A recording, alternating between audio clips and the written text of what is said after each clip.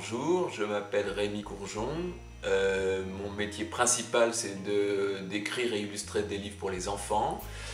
Et ce que j'aime faire aussi, et ce que je fais très souvent, pratiquement tous les jours, c'est des portraits. Voilà, j'aime faire des portraits d'enfants, des portraits d'adultes en voyage, en vacances. Des portraits, je laisse souvent des portraits chez des amis quand je vais les voir. Voilà. Donc je ne me sépare jamais de papier et de cet outil qui est un pinceau à cartouche, un peu le porte-plume des Japonais. Alors, au départ, c'est un outil créé pour la calligraphie, mais que j'utilise pour dessiner, pour tracer. Et puis, j'ai également un autre pinceau, mais non pas à cartouche, mais un réservoir qui est un peu plus épais. Et j'utilise aussi de temps en temps, mais mon outil principal étant celui-là. Voilà. Et puis aussi, pour tricher un peu, il m'arrive de dessiner en blanc sur un fond foncé, souvent sur un fond noir. Et ça peut me servir d'outil de retouche. Donc souvent les enfants dans les écoles, quand je leur montre ça, ils sont tout étonnés parce que pour eux c'est que pour les ratures. Voilà. Alors, le truc quand on fait un portrait, c'est que le temps de pose est long. Contrairement à un portrait fait avec un appareil photo, quand on fait un portrait dessiné, on doit regarder longtemps.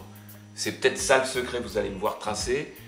Mais avant de tracer, avant de dessiner, je scanne le sujet dans ma tête.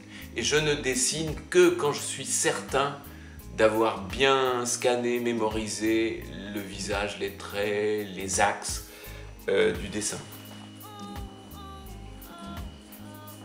Ça, c'est accorder son violon, ça. Pourquoi un petit chiffon?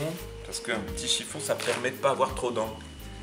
En fait, j'aime bien que le pinceau soit presque sec et qui gratte. J'aime bien, enfin, quand je dis qui gratte, c'est-à-dire qu'il ait une petite vibration et qu'il soit pas trop, on ne soit pas trop dans le... C'est presque ça. Le pinceau devient alors presque comme un crayon ou un pastel.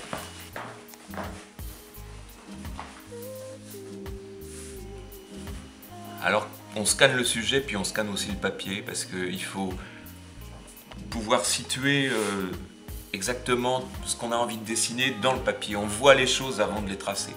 Donc ça paraît un peu mystérieux parfois, mais vous allez voir quand les choses se déroulent, tout à coup, ça devient naturel.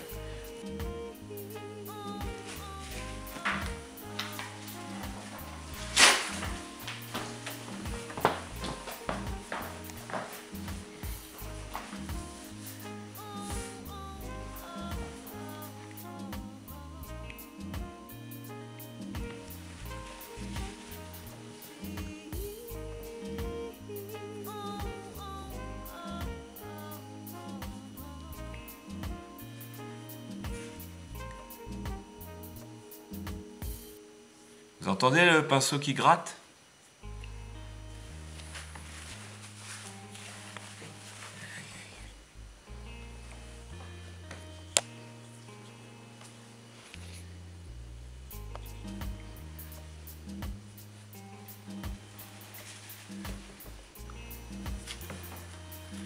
Ah, je ne peux pas tout expliquer parce que en fait c'est mon pinceau qui explique à ma place.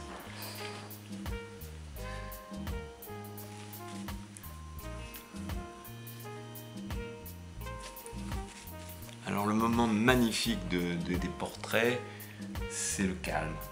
C'est le très grand calme. Généralement, même quand il y a plein de gens autour, il y a des moments de grand silence où les gens autour, quelquefois, retiennent leur respiration. Ça, c'est des moments magnifiques. C'est pratiquement les moments que j'adore. C'est les moments de concentration. Tout le monde est concentré. La personne qui pose, les gens qui assistent à la séance de dessin. J'ai mis un certain temps avant de plus être gêné par le fait qu'il y ait plein de gens autour, mais finalement, une fois qu'on est concentré, qu'on est parti, c'est...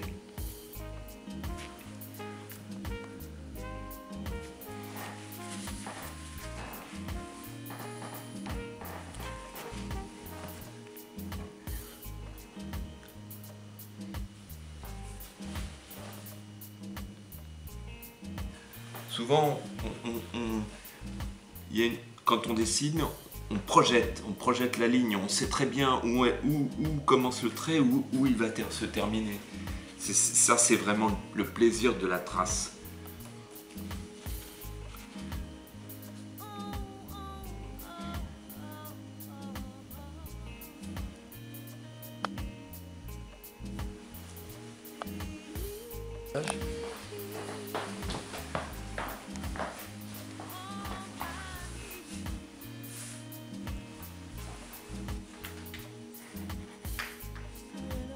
Dessiner les cheveux, c'est une chose que j'adore particulièrement. Je pense que j'aurais pu être coiffeur en fait. Si j'avais pas dessiné, je pense que j'aurais fait des études de coiffure.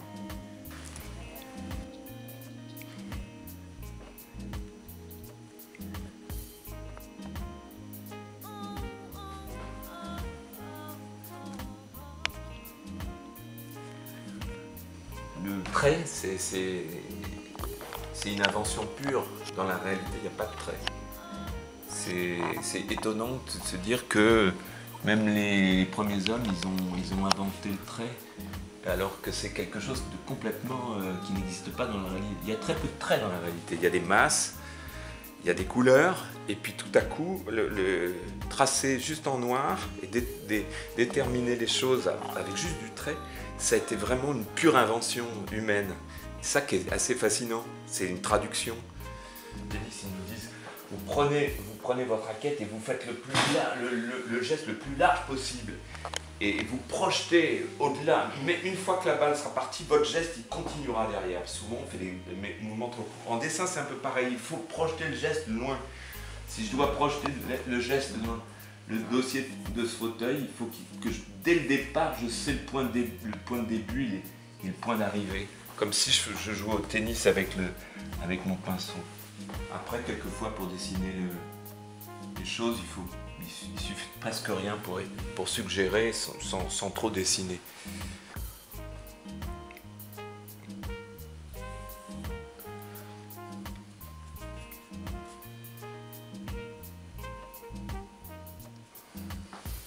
Alors, on va utiliser le gros pinceau.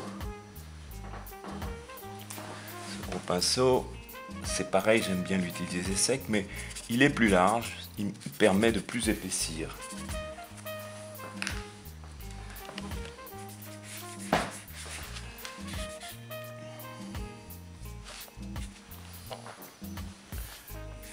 On ne peut pas tout expliquer dans le dessin, il y a une grosse part d'instinct. Alors, le lavis, oui. Le lavis, je l'utilise de temps en temps, et le lavis, ça permet de faire un gris. Quelquefois, la lumière, quand on est noir-blanc, la lumière est trop dure. Quand je dis la lumière, c'est-à-dire vraiment, on a un contraste un peu fort. Et donc, du coup, on s'éloigne de la réalité. Quelquefois, on a besoin de retrouver un petit peu la subtilité de la réalité. À ce moment-là, ce que je fais, là je le mets avec un pinceau, mais on peut mettre... Je fais ce qu'on appelle un lavis. Un lavis, c'est quoi? C'est de l'encre de Chine diluée, en fait. Hein. C'est très simple, c'est les Chinois et les Japonais l'utilisent beaucoup. Et ça permet de faire un gris. Alors ça, forcément, il faut tester sur un autre papier à côté. Voilà. Et ça permet, par exemple, là dans le cas des jambes, là, je vais rajouter ce gris qui va paraître un peu foncé au début, et puis en séchant, qui sera un tout petit peu plus clair, et ça me permettrait d'être assez proche de la réalité du collant. Généralement, le lavis, on se rend vraiment compte de son effet une fois que c'est terminé, quand il est vraiment sec.